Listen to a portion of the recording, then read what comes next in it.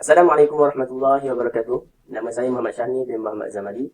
Nombor metrik 056571. Okey, baiklah. Jadi, pula kami akan membincangkan tentang isu atheism. Okey, baiklah. Jadi, susunannya, saya mulakan dengan atheism. Dan kemudian di bawah atheism ini, terdapat beberapa pecahan ideologi-ideologi di bawah atheism. Okey, yang pertama adalah ideologi atheism sendiri. Iaitu pengasas utamanya adalah Karl Marx.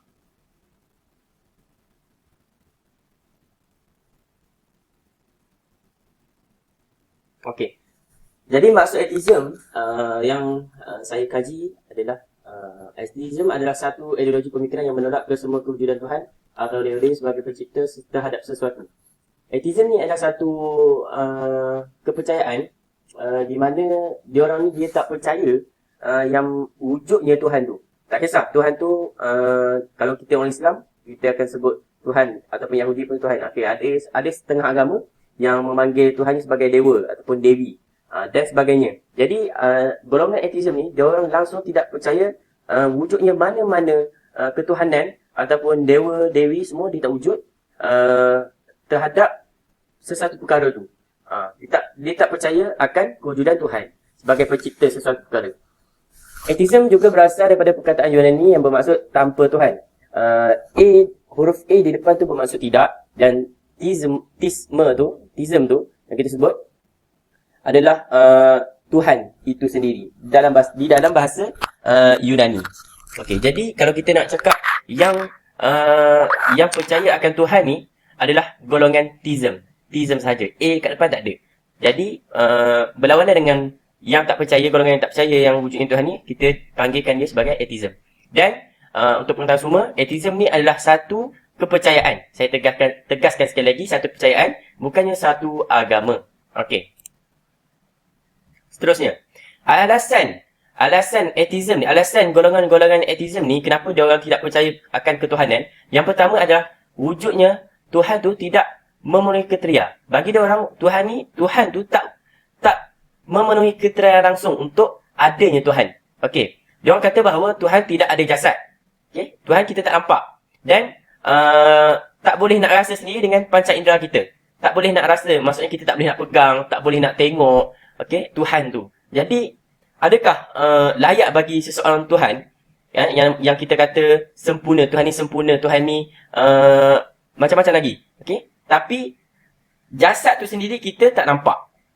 Dan yang juga cakap bahawa Tuhan ni tak dapat juga untuk dikesan dengan teknologi sains. Tak dapat. Kita tak dapat nak tengok mana Tuhan, tak ada. Dengan guna teknologi sains pun tak ada. Jadi bagi dia orang, bila dah tak ada depan mata kita, jadi bagi dia orang, Tuhan tu tak ada. Senang je. Macam tu je. Okey. Dan bagi dia orang adalah yang kata percaya Tuhan ni cuma adalah khayalan, bayangan sahaja bagi golongan yang percaya ada Tuhan. Ini alasan golongan atheism. Yang kedua, teori penipuan diri sendiri, teori pragmatism. Manusia, mereka Tuhan adalah sebagai kawalan sosial dan sebagai tunjang untuk menghadapi kematian ataupun kesusahan. Iaitu maksud dekat sini, kita sendiri manusia adalah kita Tuhan. Kita adalah Tuhan bagi diri kita. Sebabnya kita yang akan menghadapi kematian itu sendiri ataupun kesusahan itu sendiri, kita yang cipta ataupun kita yang buat. Bagi golongan atheism, dia orang berfikir begitu. Yang ketiga adalah mengikut logikal. Jika Tuhan mencipta sesuatu yang besar darinya, adakah dia mampu untuk mengangkat benda tersebut sendiri? Sedangkan dia sendiri tidak boleh bergerak. Ini adalah percakapan orang-orang atheism. Dia orang fikir ikut logik sendiri, akal sendiri, bahawa di mana dia orang kata kalau Tuhan tu maha kuat, maha besar, bila ada satu benda yang besar, contoh macam batu ataupun tak kisahlah kereta ke apa ke kan. Jadi mana Tuhan? Kata ada Tuhan. Jadi kenapa Tuhan sendiri tak boleh nak angkat ni? Faham tak? Maksudnya begitu. Okey. Dan sedangkan Tuhan sendiri bagi dia orang tak nampak, tak ada. Ni kan pula nak nampak dia orang ni angkat barang. Dia orang tu maksudnya Tuhan. Bagi dia orang nak nampak Tuhan tu sendiri dah tak boleh. Jadi ni sedangkan dia sendiri tak boleh nak bergerak. Jadi Tuhan tu sendiri pun tak boleh nak bergerak. Maksudnya bagi diorang Tuhan tak wujud. Yang keempat, kewujudan masalah di bumi. Jika dikatakan Tuhan itu wujud, mengapa adanya perkara yang tidak baik dalam dia? Ya, baik. Dan diorang juga mengatakan bahawa Tuhan ni memang tak ada dalam dunia. Sebab apa? Kalau dah ada Tuhan, mestilah perkara yang tak baik ni tak ada dalam dunia ni. Sebab Tuhan tu kan sayang kita. Tuhan tu kan boleh buat apa sahaja. Jadi kenapa perkara yang tak baik pun mesti ada wujud dalam dunia ni? Sebab tu dah dikatakan tadi bahawa manusia itu sendiri adalah Tuhan. Begitu. Kalau dah ada Tuhan, kenapa Tuhan tu tak buang semua perkara baik dalam dunia ni? Macam itu. Okey, yang terakhir adalah ketidaksinambungan. Pelbagai agama yang wujud di muka bumi menafikan kewujudan Tuhan yang satu. Pelbagai agama yang wujud di muka bumi menafikan kewujudan Tuhan. Ya. Di dalam dunia ni macam-macam agama ada. Dan kalau dah bagi dia orang kata, kalau dah Tuhan tu ada, kenapa semua agama ni ada? Kenapa dia yang tak ada satu je? Kenapa semua orang tak sembah satu ni je Tuhan? Sebab tu lah dia orang kata, disebabkan Tuhan tu dia orang tak nampak, jadi dia orang kata Tuhan tu tak ada. Okey, biografi Karl Marx ni beliau data pengasas utama lah. Okey, Karl Marx lahir dalam keluarga Yahudi moden dan mak ayah dia pun orang Kristian. Kemudian kita boleh baca di sini dia seterusnya akan sambung belajar di sebuah sekolah ni. Dan Karl Marx ni juga ayah dia ni lebih suka Karl Marx ni pergi sambung dalam bidang engineering, tak silap saya. Tapi Karl Marx ni dia tak suka, dia berlawanan dengan ayah dia. Karl Marx ni sendiri suka dalam bidang falsafah. Okey. Dan kita teruskan dengan yang ketiga. Faktor kemunculan atheism. Yang pertama adalah perkembangan ilmu, teknologi dan sains. Dengan munculnya ilmu teknologi yang baru ni, manusia sudah lagi tidak bergantung pada kuasa gaib seperti Tuhan. Okey, macam sekarang lah. Teknologi kita dah maju. Maksudnya, dulu nak bergerak jalan kaki kan, mesti kita rasa macam lambatnya nak sampai kat sini, lambatnya nak sampai. Kalau lah ada Tuhan hantar kat aku macam ni, terus je sampai kan, klik mata sampai. Okey. Jadi disebabkan teknologi sains ni dah makin maju, kereta pun dari dicipta, kapal terbang apa semua. Jadi bila mana semua ni dah ada, diorang sudah tak lagi fikir pasal Tuhan. Sebab dah senangnya semua. Okey, yang kedua adalah fahaman sosial progresif, di mana menganggap adat dan norma dan masyarakat merupakan satu pembeli ubah yang akan berubah-ubah mengikut peredaran masa. Lebih-lebih lagi, masyarakat ini menyanjung nilai pembaruan dan mengkecil nilai lama. Dan anggapan agama satu pembeli ubah dalam masyarakat, orang yang kuat beragama akan dianggap sebagai konservatif, satu nilai negatif dalam masyarakat ini. Okey. Yang ketiga adalah faktor morality. Etik percaya dengan tidak perlunya manusia berasa takut akan neraka dan sebagainya kerana setiap perbuatan yang dilakukan atas kebolehan manusia sendiri dan bukan disebabkan Tuhan. Bagi diorang, moral diorang percaya bahawa manusia ni tak payah takut pun dengan masuk neraka ke syurga apa semua tu kan. Diorang tak kisah pun. Sebab perbuatan semua yang dibuat tu adalah atas diri manusia itu masing-masing. Dia lah Tuhan. Contoh dia lain maksudnya macam ni lah. Okey.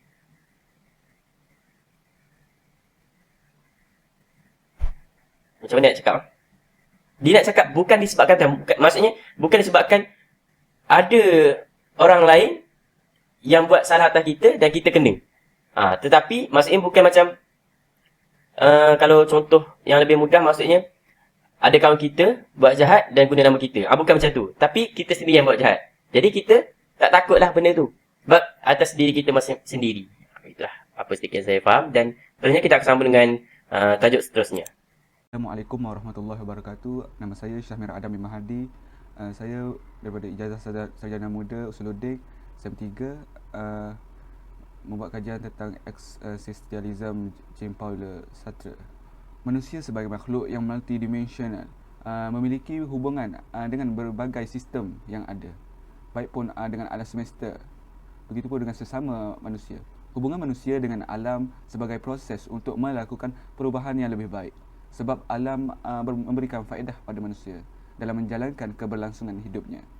Akan tetapi ada segelintir manusia tidak peduli dengan keterbatasan alam sekitar, sehingga mengakibatkan bencana kerana apa yang dilakukan oleh manusia dalam memanfaatkan sumber alam yang melampaui batas.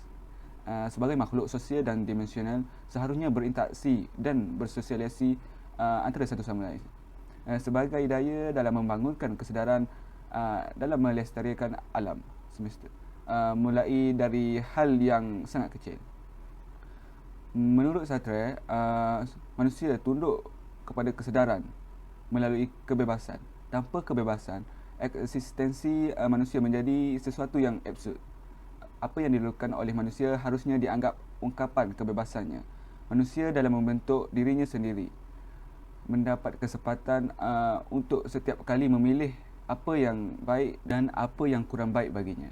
Setiap pilihan yang ditentukan oleh manusia adalah sebagai pribadinya, tidak dapat mempersalahkan orang lain dan tidak dapat menggantungkan keadaannya kepada Tuhan, melainkan harus dipertanggungjawab secara pribadi. Tanggungjawab itu harus meliputi tanggungjawab terhadap seluruh kemanusiaan. Antara tokoh-tokoh eksistensialisme, yang pertama Soren Kierkegaard, yang kedua Martin Heidegger, yang tiga Karl Jasper, yang keempat Gabriel Marker, dan terakhir yang termasyhur Jean-Paul Sartre. Seterusnya, pengasas utama dalam eksistensialisme ialah Soren Kierkegaard. Nama sebenarnya ialah Soren Abbey Kierkegaard. Dia lahir pada 5 Mei 1813. Dilahirkan di Denmark. Meninggal dunia pada 11 November tahun 1855. Ketika itu umur beliau 42 tahun. Era pada 19 century philosophy. Beliau berpendidikan di Danish Golden Age Literary and Artistic Tradition. Beliau mengambil dalam bidang Kristiani, metafizik, epistemologi, etistik dan etik, psikologi S, dan despair existentialism. Okay, kita dapat lihat gambar di tepi lakaran Soren Kierkegaard oleh Niels Christian Kierkegaard, tokoh falsafah yang terkenal dalam bidang eksistensialisme, iaitu Jean-Paul Sartre. Eksistensialisme Jean-Paul Sartre melemahkan peraturan tradisional dan mutlak yang berfungsi sebagai panduan moral manusia. Selain itu, dia memperkenalkan konsep kemoralan berasaskan andaian kebebasan terhadap manusia. Anggapan Jean-Paul Sartre bahawa manusia yang menentukan bagaimana mereka hendak hidup. Dalam eksistensialisme, Jean-Paul Sartre menyatakan kebebasan moral. Kebebasan moral bermaksud kebebasan yang bertindak tanpa amanah atau paksaan ataupun larangan. Mengikut eksistensialisme, seseorang itu merasakan kewajipannya bukan sesuatu yang dipaksa dari luar, tetapi sesuatu yang dikehendaki olehnya sendiri. Dengan menjauhi semua prinsip dan peraturan moral, individu mesti menggunakan kebebasannya untuk mendapatkan fakta yang betul berhubung dengan situasi yang dihadapinya, iaitu menilai secara teliti keadaan situasi berkenaan, kemudian membuat pilihan dan keputusannya moralnya sendiri. Faktor berlakunya eksistensialisme, pertama, being and nothingness, iaitu ada dan ketiadaan. Sartre menganggap manusia ni mengetahui keberadaannya dan ketiadaannya. Yang kedua, kebebasan manusia. Sartre menganggap manusia bebas memilih keberadaannya dan ketiadaannya. Seterusnya, eksistensi mendahului esensi dianggap oleh Jean-Paul Sartre dalam moral manusia. Eksistensialisme Sartre lebih menekankan eksistensi manusia sebagai subjek yang berkesedaran, bukanlah mengutamakan esensi yang berlaku bagi diri manusia, dan menganggap kebebasan ini bersifat absolut. Islam tidak mengingkari bahawa manusia merupakan berada yang memiliki kesedaran dan kebebasan untuk memilih dan bertindak atas kemahuannya, serta bertanggungjawab atas perbuatannya. Islam menolak adanya kebebasan absolut pada manusia dan tidak adanya norma moral seperti pendapat Sartre. Kebebasan dalam Islam ialah kebebasan yang tidak terlepas dari norma agama. Manusia berhak berbuat apa pun asalkan tidak merugikan diri sendiri dan masyarakat sekeliling. Islam lebih mementingkan esensi sebagai penentu gerak langkah manusia, iaitu adanya iman, yakni keyakinan kepada Tuhan. Sehingga segala bentuk perbuatan manusia akan selalu terdapat motif dan tujuan, iaitu untuk mengabdikan dan beribadah kepada Tuhan.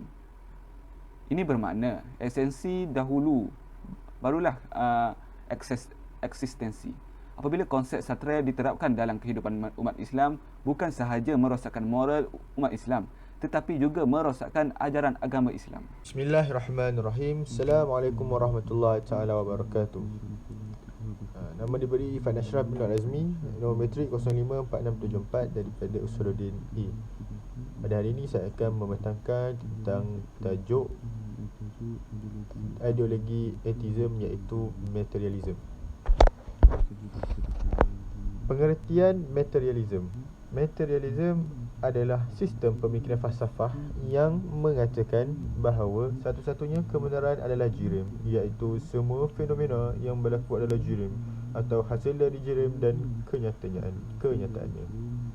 Sebagai contoh, dalam memahami isu ini, kesedaran dan pemikiran manusia hanya berasal dari proses biokimia dan sistem saraf manusia, dan kekurangan perkara ini menjadikan kemampuan berfikir menjadi mustahil.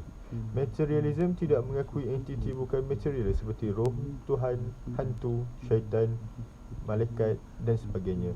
Materialism juga tidak mengenali perkara gaib.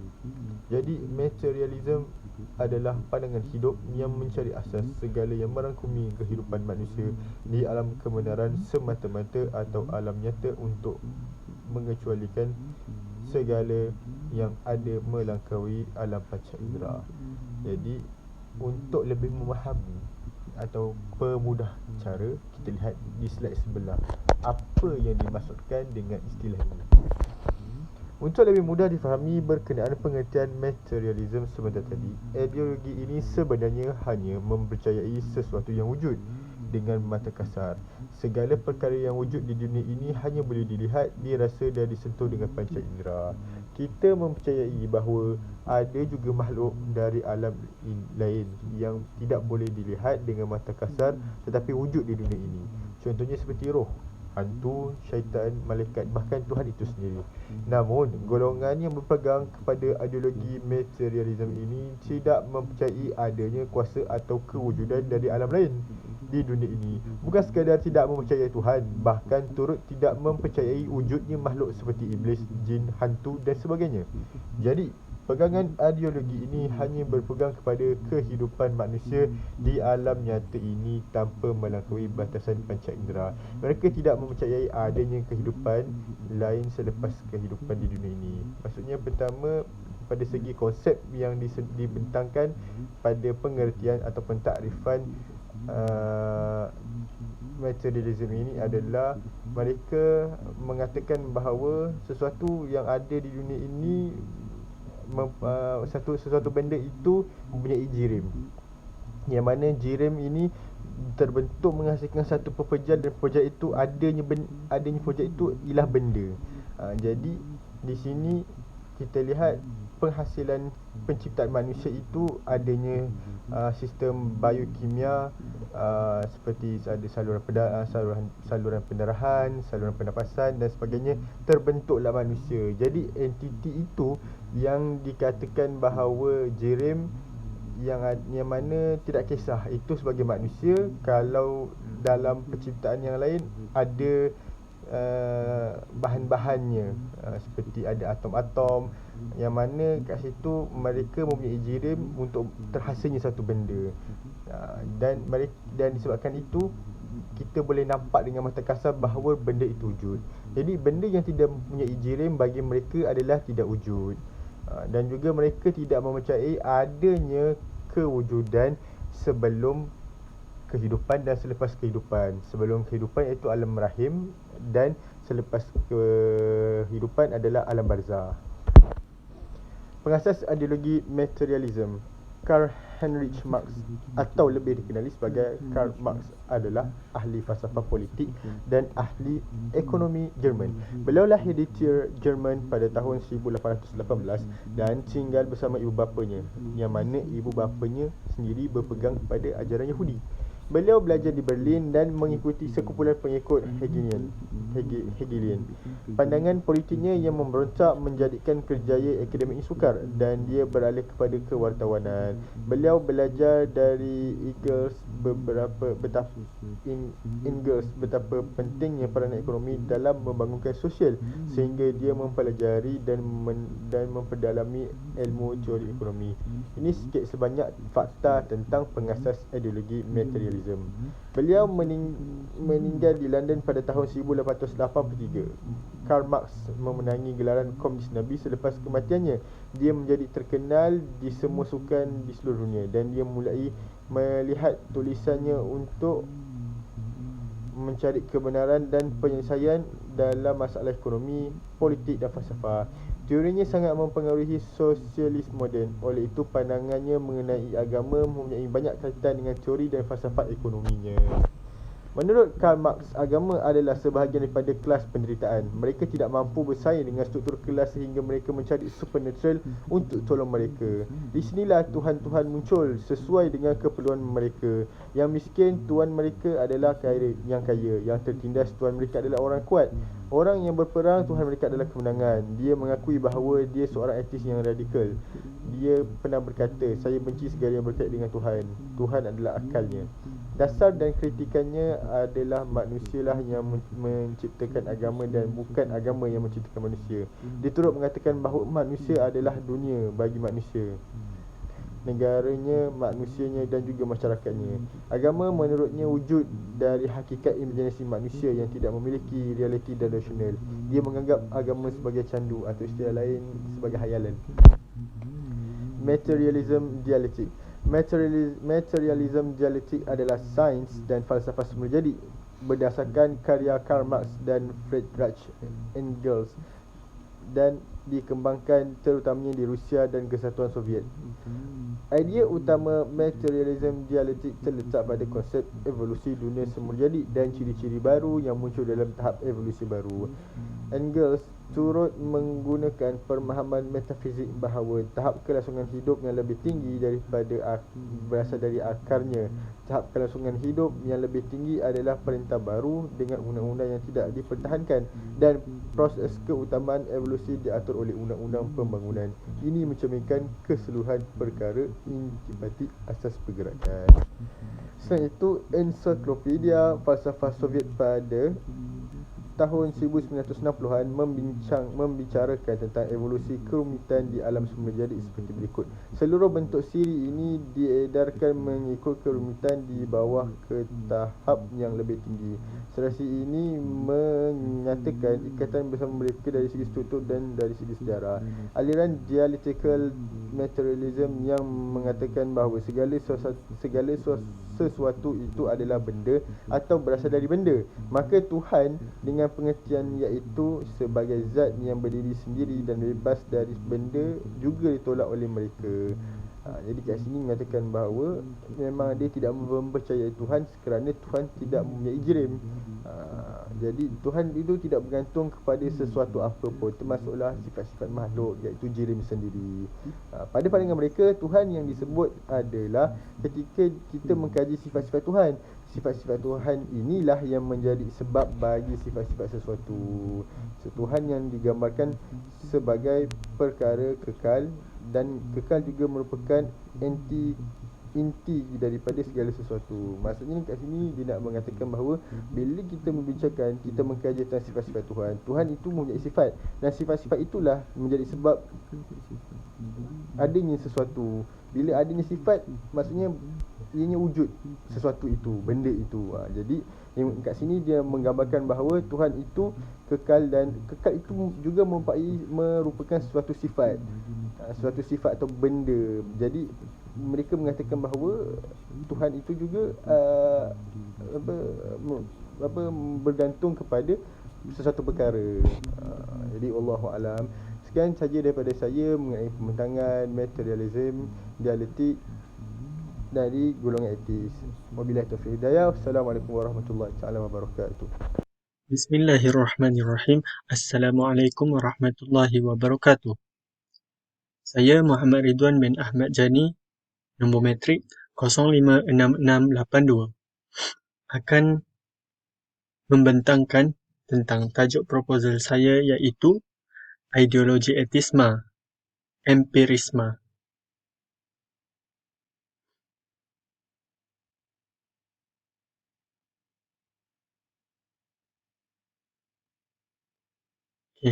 Daripada sudut teorinya, empirisma ini merupakan fahaman falsafah yang menyatakan bahawa satu-satunya sumber ilmu pengetahuan ialah pengalaman. Panca indera lebih memainkan peranan daripada akal. Untuk empirisma ini, fahaman ini menggunakan panca indera sebagai sumber ilmu pengetahuan lebih daripada akal.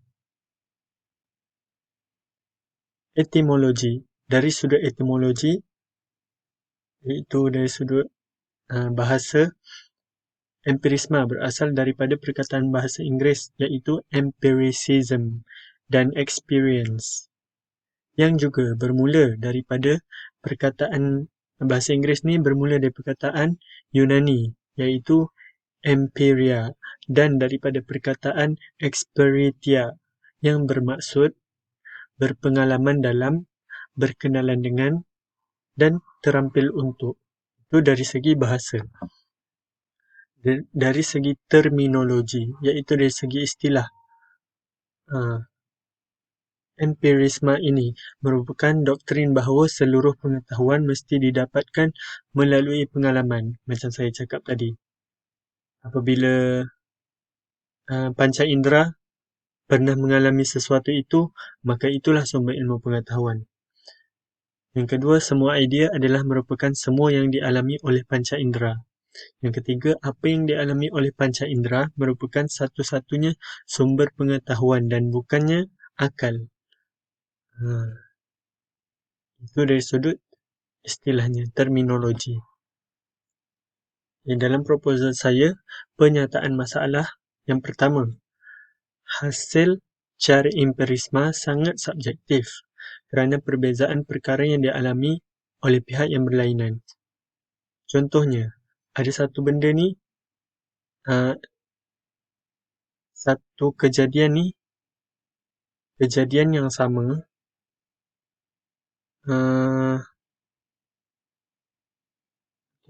poin yang pertama dekat sini nak bagi tahu yang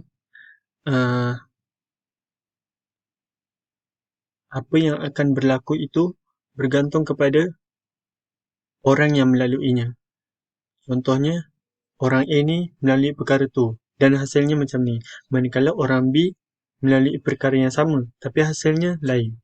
Jadi tidak kukuh dari segi nak menyatakan natijahnya. Tidak kukuh. Sangat subjektif. Yang kedua, empirisma potensial memiliki kelemahan dalam menghasilkan keputusannya. Dan yang ketiga, perkara yang tidak pernah dialami tidak diiktiraf sedangkan ada bukti yang benar berkenaan tentangnya.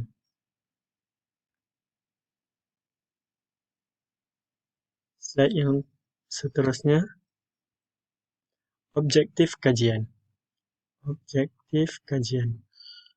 Yang pertama menyatakan bahawa cara empirisma tidak sesuai untuk digunapakai dalam cara memperoleh ilmu pengetahuan secara total.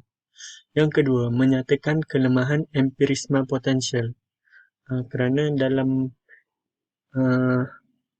ada yang membahagikan empirisma ni kepada 3 bahagian. Antaranya ialah empirisma potensial. Jadi dekat sini kita akan menyatakan kelemahan empirisma potensial. Yang ketiga, mengemukakan perkara-perkara yang tidak dialami panca indera tapi terbukti benar. Sekian itu sahaja daripada pembentangan saya. Assalamualaikum warahmatullahi wabarakatuh.